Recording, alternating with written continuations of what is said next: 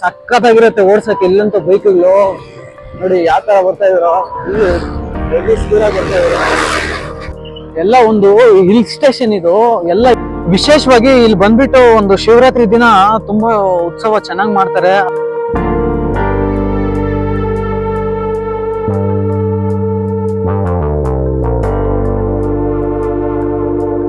Night ಏನಾದ್ರು ಬಂದ್ರೆ ಆದಿಯೋಗಿ ಪ್ರಾರ್ಥನೆಗಾದ್ರೆ ಬಂದ್ರೆ ಇಲ್ಲಿ ಮೇಲೆ ಲೈಟಿಂಗ್ಸ್ ಎಲ್ಲ ಹಾಕ್ತಾರೆ. ಎಲ್ಲ ಕನ್ನಡ ಜನತೆಗೆ ನನ್ನ ನಮಸ್ಕಾರಗಳು. ಇವತ್ತಾದ್ರೆ ನಾನ್ ಬಂದ್ಬಿಟ್ಟು ಸದ್ಗುರು ನಿರ್ಮಾಣ ಮಾಡಿರುವಂತಹ ಆದಿಯೋಗಿ ಈಶಾ ಫೌಂಡೇಶನ್ ಅಂದ್ರೆ ಈಶಾ ಟೆಂಪಲ್ಗಾದ್ರೆ ನಾನು ಹೋಗ್ತಾ ಇದ್ದೀನಿ. ಸೊ ಇವಾಗ ಟೈಮ್ ಬಂದ್ಬಿಟ್ಟು 11:20 ಆಗ್ತಾ ಇದೆ. ಸೊ ಇವಾಗಾದ್ರೆ ನಾನು ಟ್ರಿಪ್ ಸ್ಟಾರ್ಟ್ ಮಾಡಿದ್ದೀನಿ, ಬೈಕಲ್ಲಿ ಹೋಗ್ತಾ ಇದ್ದೀನಿ. ಸೊ ಹೋಗಿ ಎಲ್ಲ ಒಂದು ಎಕ್ಸ್ಪ್ಲೋರ್ ಮಾಡ್ತೀನಿ.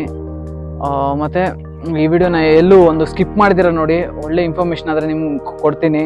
ಸೊ ಬನ್ನಿ ಹೋಗೋಣ.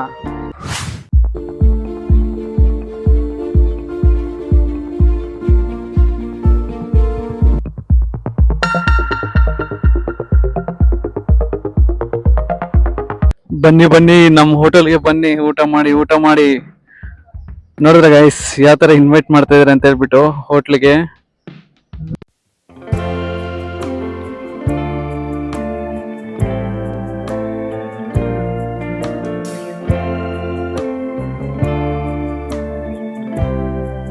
ಇದೇ ಎಂಟ್ರೆನ್ಸು. ಒಳಗಡೆ ಕಾದ್ರೆ ಹೋಗ್ಬೇಕು, ಒಂದು 4 ಕಿಲೋಮೀಟರ್ ದೂರ ಇರುತ್ತೆ.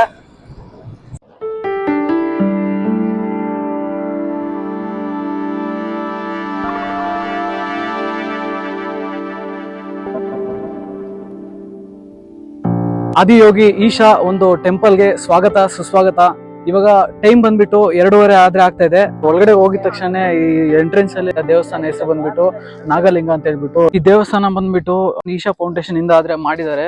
2023ರಲ್ಲಿ ಜನವರಿ 15ರಂದು ಇದು ಒಂದು ಈಶಾ ಒಂದು ಟೆಂಪಲ್ ನ ಒಂದು ಪ್ರತಿಷ್ಠಾಪನೆ ಆದ್ರೆ ಮಾಡ್ತಾರೆ. ಸೊ ಇದು ಬಂದ್ಬಿಟ್ಟು ಆದಿಯೋಗಿ ಸದ್ಗುರು ಅವರು ಅವರ ಒಂದು ಸನ್ನಿಧಿಯಲ್ಲಿ ಇದನ್ನ ಒಂದು ಪ್ರಾರಂಭ ಆದ್ರೆ ಮಾಡ್ತಾರೆ.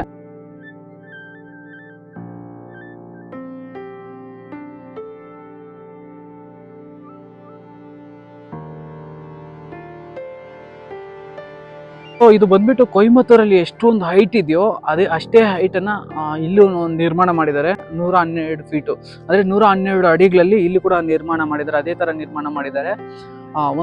ಅದೇ ಒಂದು ಟೀಮ್ ಇಲ್ಲಿ ಕೂಡ ಒಂದು ನಿರ್ಮಾಣ ಮಾಡಿರೋದು ಬಂದು.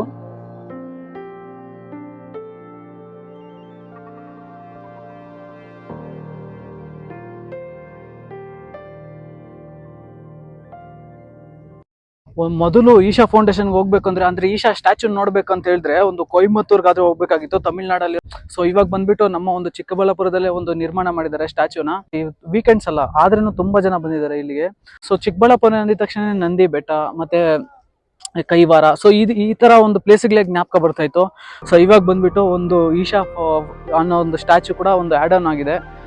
ಈಶಾ ಫೌಂಡೇಶನ್ ಬಂದ್ಬಿಟ್ಟು 2017ರಲ್ಲಾದ್ರೆ ಈಶಾ ಫೌಂಡೇಶನ್ ಆದ್ರೆ ಪ್ರತಿಷ್ಠಾಪನೆ ಅಂದ್ರೆ ಸ್ಟಾರ್ಟ್ ಆಗತ್ತೆ.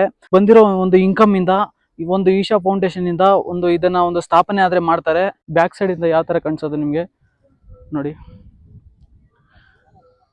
ಸುಮಾರು ಬೆಟ್ಟಗಳಾದ್ರೆ ನಿಮ್ಗೆ ಕಾಣಿಸುತ್ತೆ. ಬ್ಯಾಕ್ ಸೈಡು ಒಂದು 3-4 ಬೆಟ್ಟಗಳಾದ್ರೆ ಕಾಣಿಸುತ್ತೆ. ಸೊ ಆ ಬೆಟ್ಟಗಳ ಒಂದು ಮಧ್ಯದಲ್ಲಿ ಆದ್ರೆ ಈ ಒಂದು ಸ್ಟ್ಯಾಚ್ಯೂನ ಒಂದು ನಿರ್ಮಾಣ ಮಾಡಿದ್ದಾರೆ.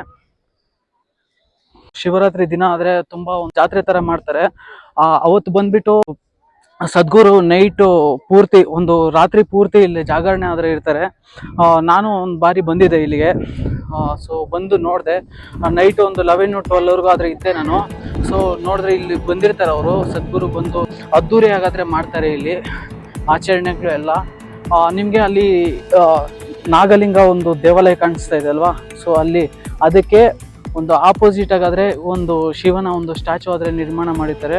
ಸೊ ಈ ಸ್ಟ್ಯಾಚ್ಯೂನ ಹೈಟ್ ಬಂದ್ಬಿಟ್ಟು 112 ಫೀಟ್ಸ್ ಅಷ್ಟು ಹೈಟ್ ಆದ್ರೆ ಇದೆ. ಇದು ನಾನು ಬಂದಿರೋದು ಇದು ಒಂದು 2ನೇ ಬಾರಿ ಆದ್ರೆ ಬಂದಿದ್ದೀನಿ ಇಲ್ಲಿಗೆ.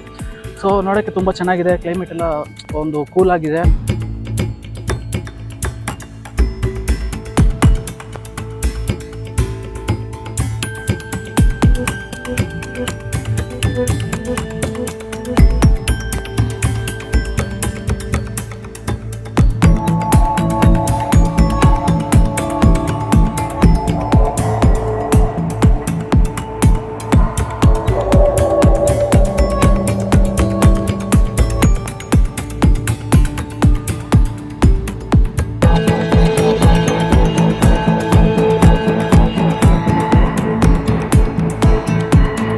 ಮಹಿಷ ಸ್ಟ್ಯಾಚುಗೆ ಆಪೋಸಿಟ್ ಸೈಡಲ್ಲಿ ಆದರೆ ನಿಮಗೆ ನಂದಿ ಆದರೆ ಕಾಣಿಸುತ್ತೆ ನೋಡಿ. ಇಲ್ಲಿ ಬ್ಯಾಕ್ ಸೈಡ್ ನೋಡಿ, ಮೊದಲು ನಿರ್ಮಾಣ ಮಾಡಿರಲಿಲ್ಲ ಸ್ಟಾರ್ಟಿಂಗಲ್ಲಿ ಈ ನಂದಿನ, ಆಮೇಲೆ ಒಂದು ನಿರ್ಮಾಣ ಮಾಡಿರ್ತಾರೆ.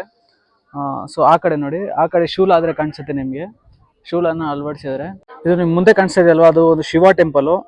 ಸೊ ಇಲ್ಲಿ ಲಿಂಗ ಅನ್ನೋದಿರುತ್ತೆ, ಒಂದು ನೀರಲ್ಲಿ ಲಿಂಗನ ಒಂದು ಅಳವಡಿಸಿರ್ತಾರೆ ಒಳಗಡೆ. ಸೊ ಮೇಲೆಗೆ ಶಿವ ಒಂದು ಆದಿಯೋಗಿಯ ಒಂದು ಮೂರ್ತಿ ಆದರೆ ಮೇಲೆ ಕಾಣಿಸುತ್ತೆ ನಿಮಗೆ. ಇದು ಮೇನ್ ಟೆಂಪಲು, ಅಂದರೆ ಶಿವ ಟೆಂಪಲ್ ಇದು. ಇಲ್ಲಿಂದ ನಾವು ದರ್ಶನ ಮಾಡ್ಕೊಂಡಾದ್ರೆ ಮೇಲಕ್ಕಾದ್ರೆ ಹೋಗ್ಬೇಕು.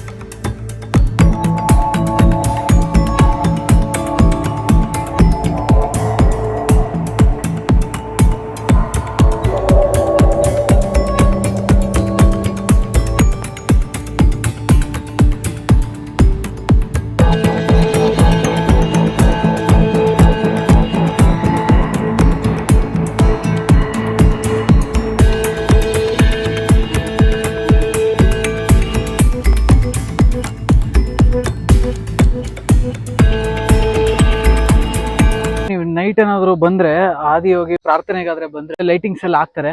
ನಿಮ್ಗೆ ಹೇಳಿದ್ನಲ್ವಾ ಅವಾಗ್ಲೇ ಲೈಟಿಂಗ್ಸ್ ಎಲ್ಲ ಹಾಕ್ತಾರೆ ಅಂತ ಹೇಳ್ಬಿಟ್ಟು. ಸೊ ಅದು ಈ ಕಡೆ ನೋಡಿ, ಈ ಬ್ಯಾಕ್ ಸೈಡ್ ನೋಡಿ, ಅಲ್ಲಿ ಬ್ಯಾಕ್ ಸೈಡ್ ಕಾಣಿಸ್ತಾ ಇದೆ ನೋಡಿ, ಅದ್ರ ಮೇಲೆ ಒಂದು ಪ್ರೊಜೆಕ್ಟರ್ ಆದ್ರೆ ಹಾಕ್ತಾರೆ. ಮತ್ತೆ ಎರಡಾದ್ರೆ ಇರುತ್ತೆ ಪ್ರೊಜೆಕ್ಟ್ಸ್ ಆ ಥರದ್ದು ನೋಡಿ. ಆ ಕಡೆ ನೋಡಿ, ಅಲ್ಲಿ ನೋಡಿ, ಅಲ್ಲಿ ಬ್ಯಾಕ್ ಸೈಡು. ಸೊ ಅದು ಎರಡು ಪ್ರೊಜೆಕ್ಟ್ರಿಂದ ಆದರೆ ಲೈಟ್ ಆದರೆ ಬರುತ್ತೆ ಮೇಲೆಗೆ. ಇದು ಸ್ಟ್ಯಾಚ್ಯೂ ಮೇಲೆಗಾದರೆ ಬಂದು ಬೀಳುತ್ತೆ. ಸೊ ಬಿದ್ದ ಮೇಲೆ ಆ ಲೈಟಿಂಗ್ಸ್ ಎಲ್ಲ ನೋಡೋಕ್ಕೆ ತುಂಬ ಅದ್ಭುತವಾಗಿ ಕಾಣಿಸುತ್ತೆ ನೈಟ್.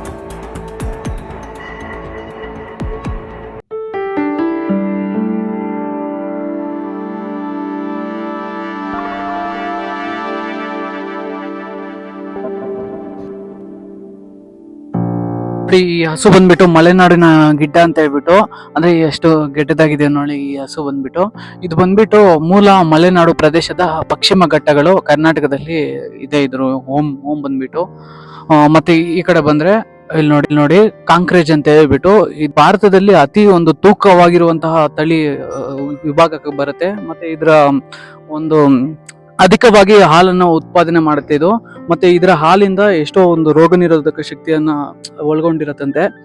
ಸೊ ಅದೇ ತರ ನಾವು ಮುಂದೆ ಹೋಗೋಣ ಬನ್ನಿ. ಇಲ್ಲಿ ನೋಡಿ ಇದು ಬಂದ್ಬಿಟ್ಟು ಡಿಯೋನಿ ಅಂತ ಹೇಳ್ಬಿಟ್ಟು, ಇದು ಒಂದು ಬಯಲು ಸೀಮೆಯ ಒಂದು ಪ್ರಾಂತ. ಇದರ ಮೂಲ ಬಂದ್ಬಿಟ್ಟು ಬೀದರ್ ಜಿಲ್ಲೆ, ಕರ್ನಾಟಕ. ಮತ್ತೆ ಸೊ ಇದರ ಗೊಬ್ಬರಗಳನ್ನೆಲ್ಲ ಒಂದು ಶೇಖರಣೆ ಮಾಡಿದ್ದಾರೆ. ಸೊ ಬನ್ನಿ ಹೋಗೋಣ. ಮತ್ತೆ ಈ ಕಡೆ ಒಂದು ವೆಹಿಕಲ್ ಕಾಣಿಸ್ತಿದೆ ಅಲ್ವಾ, ಹಸುಗಳಿಗೆ ಏನಾದ್ರು ಪ್ರಾಬ್ಲಮ್ ಆದ್ರೆ ಅದನ್ನ ತಗೊಂಡು ಹೋಗೋಕೆ ವೆಹಿಕಲ್ಸ್ನೆಲ್ಲ ಇದರ ಒಂದು ಅಳವಡಿಸಿದ್ದಾರೆ. ನನಗೆ ಇಷ್ಟ ಆಗಿರೋ ಒಂದು ಹಸು ಅಂದ್ರೆ ಅದು ಮಲೆನಾಡಿನ ಗಿಡ್ಡ ಅಂತ ಹೇಳ್ಬಿಟ್ಟು, ಅದು ತುಂಬಾ ಇಷ್ಟ ಆಯ್ತು ಹಸು ನನಗೆ. ಸೊ ನನಗೆ ಹಸುಗಳಂದ್ರೆ ಕೂಡ ತುಂಬಾ ಇಷ್ಟ. ಸೊ ಬನ್ನಿ ನಾವಾದ್ರೆ ಹೋಗೋಣ. ಟ್ರಿಪ್ ಎಲ್ಲ ಕಂಪ್ಲೀಟ್ ಆದ್ರೆ ಆಯ್ತು. ನಾನಾದ್ರೆ ಹೋಗ್ತಾ ಇದ್ದೀನಿ, ಮಳೆ ತುಂಬಾ ಜೋರಾಗೋಯ್ತು. ಸೊ ನೆಕ್ಸ್ಟ್ ವ್ಲಾಗಲ್ಲಿ ಸಿಗೋಣ. Bye bye, see you.